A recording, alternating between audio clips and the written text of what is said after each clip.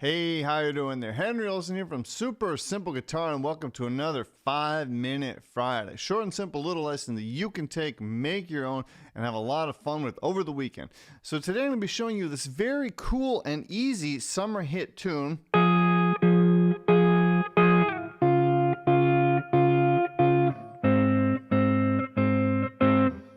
It's very simple.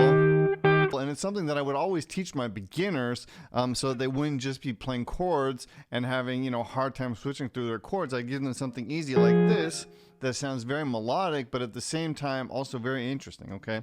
So I'm going to be showing you how to play that, but I'm also going to be revealing kind of a little secret that's hidden behind these chords and how you can use them to play standard bar chords or different chord shapes that you might already be playing depending on what level you're at, okay?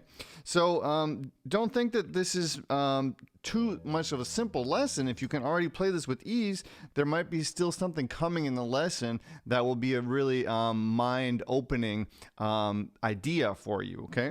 So let me show you the first part of it, then I'm going to reveal the rest, okay? So it's a very simple fingering here, right? We're on the 8th and 9th fret, and we're on the 5th and 2nd string. So we're just going to play that 4 times. So that's just... And I like to add little vibratos with my left hand. Fun little thing you can do. Then we're going to use those same 2 strings, but now we're going to have 1 fret in between. So now I'm on the 4th fret and the 6th fret. And by the way, I have this tabbed out for you as well. If you want to get that tab, it's totally for free right underneath, okay? And you're also going to get extra goodies when you go get that tab, okay? So also just 4 times. Again, I like to do that little vibrato. Then we're going to have a slightly different fingering. We're going to have the 5th fret 3rd string and the 4th fret 6th string, okay? So also 4 times. And then we're going to jump down here, 6th fret and 8th fret. So the whole thing put together really nice and slow. Let's go.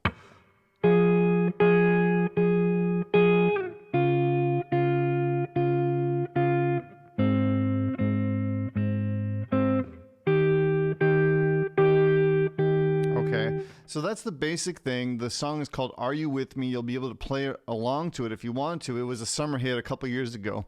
Well, maybe 5 years ago or something. Time flies. But anyway, okay, so that's kind of the standard beginning part of the lesson. Just try to get that under your fingers. If you can't play bar chords, this might be where the lesson ends for you as far as your ability to play what I'm going to be showing you next. But the idea will still be valuable for you, okay? So keep watching. So basically what's happening here is we're taking small chunks out of these larger chords. See that? And that's kind of the thing that I want to open your mind to, okay? So we're playing a F minor. Okay, so that's on the, again, 8th fret. That's your standard kind of minor bar chord. Same as your A minor as you learn it, just push down here, okay? Then we're going into a D flat. Okay, you can play it like this if it's easier for you, but I'd recommend learning it like this. Then we're going into A flat, standard bar chord, the same as your F, right? And then we're going into E flat, okay? So now the cool thing to kind of realize here is that within these chord shapes that you might already be playing, depending what level you're at, you always have these little, what they're called is thirds. They're third intervals, right? So that's your third right there, right? And now I'm playing it in G. But we're not accessing the third so close. We have them further away from each other, and that's why you're getting this higher third sound, right? So anyway, all you need to know is that they're a third apart, and that's the sound we're hearing. Okay, so this is a major third sound, excuse me, a minor third sound, and this is a major third sound. Since this was a minor chord, F minor, now we go into that D flat, that's a D flat major, okay? Then when we go to the A flat, we're gonna have it here. So again, that's still that third, that's this same sound, just, right, it's the same note, it's that C, Okay, so A flat and C, A flat and C, right? It just sounds slightly different because now we're playing it a little bit higher up, right? The distance is higher, right? Okay, and then the last one is the E flat. So the key takeaway here is that anytime you're playing a chord progression, let's say you're playing a G major, going into a D major, going into E minor, and then going into a C. If you know where those chords are in the bar chord form, okay, so your G would be here, your D would be here, and by the way, my picture chord book that you're also going to get for free is linked at the website. When you go get that tab, you're also going to get my picture chord book, and that teaches you all about these movable chords, okay? So that's another free resource that I have ready for you. Can I get a hallelujah? Yeah. Come on, everybody.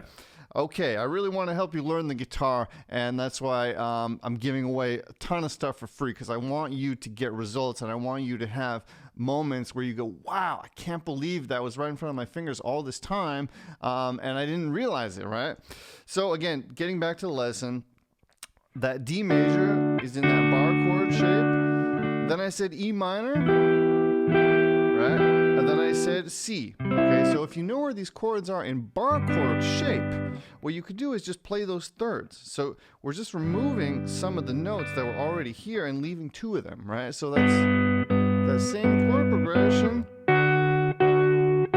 See that? Excuse me. Wait, what did I say? E minor? Sorry. Going into a C. See, even I make mistakes. G. Going into a D. Going into an E minor. Going into a C. Okay, one more time. And you could play it differently, you know, if the chord progression that you were playing to is more of a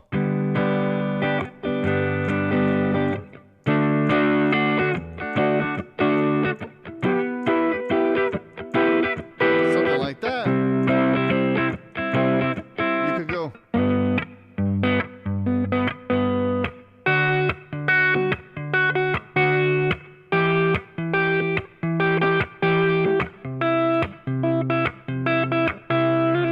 see that? So depending on the song you're playing to, you could just slide into those chords, right? You could go. Sorry, I went to a D, E minor, C, right? So knowing where these bar chords are and knowing these thirds is now going to allow you to take chord progressions that you already play and add in cool little different sounds that you might not have been adding into your chord progressions until now, right? And especially if you're playing with the band or with other musicians, if somebody's covering that big bar chord, you could just slide in there with that third, right? Right? I went to the E minor now, C, D, right? So that's the key takeaway from this lesson. I hope that it made sense. If it didn't, let me know in the comments. I'll try to get back to you and answer your questions. And make sure to get that tab that's going to show you the kind of that basic tune that uses this technique. And then also when you go get that tab, you're going to get my picture chord book that's going to show you all about these movable chords, how to name them, how to find them, how to modify them, etc. Okay? Okay, so have a great day, have a great weekend. I hope that this lesson helped you out. If it did, make sure to give me a thumbs up.